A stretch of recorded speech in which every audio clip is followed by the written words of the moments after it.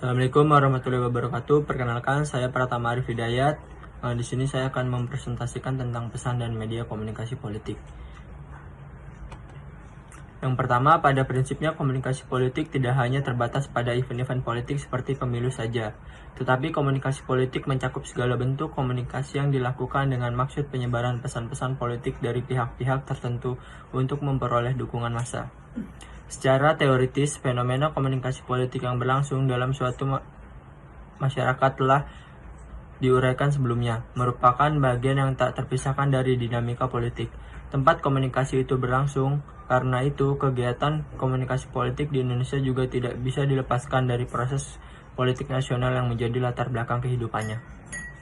Selanjutnya, Black dan Haroldine dalam Taxonomy of Concept in Communication menyatakan bahwa komunikasi politik adalah komunikasi yang memiliki pengaruh aktual dan potensial mengenai fungsi dari pernyataan politik atau entitas politik lainnya.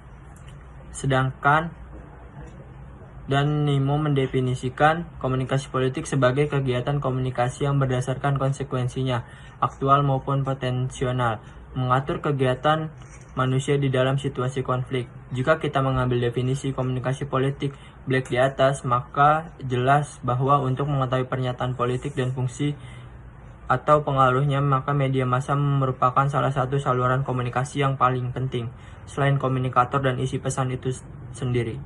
Selanjutnya, saya Muhammad Ridho Fadila akan menyampaikan prinsip-prinsip komunikasi politik.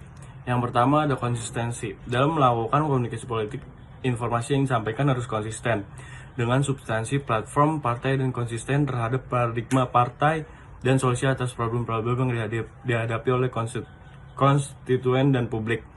Lalu yang kedua ada replikasi. Dalam melakukan komunikasi politik, informasi harus disampaikan berulang kali sehingga konstituensi dan publik paham betul dengan konten atau isi platform partai dan apa yang sedang diperjuangkan oleh partai.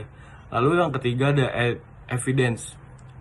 Dalam komunikasi politik, informasi yang disampaikan oleh partai harus ada dan dapat dibuktikan kebenaran dan eksistensinya. Lalu selanjutnya ada pentingnya media massa. Pentingnya media massa dalam penyebaran politik diuraikan Ries dan Schoemaker telah coba membuka tabir tentang faktor-faktor yang sangat mempengaruhi isi media. Menurutnya, terdapat sejumlah faktor yang berpengaruh terhadap isi suatu media. Di antaranya adalah pengaruh pekerja media. Ya, contohnya penyiar atau jurnalis. Pengaruh organisasi media, pengaruh ekstra media, dan pengaruh ideologi.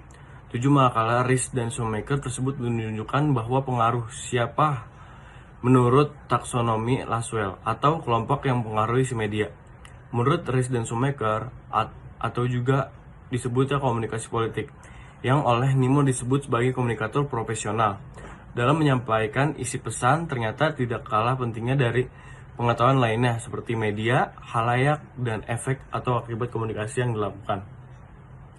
Selanjutnya ada media dan pesan dalam komunikasi politik.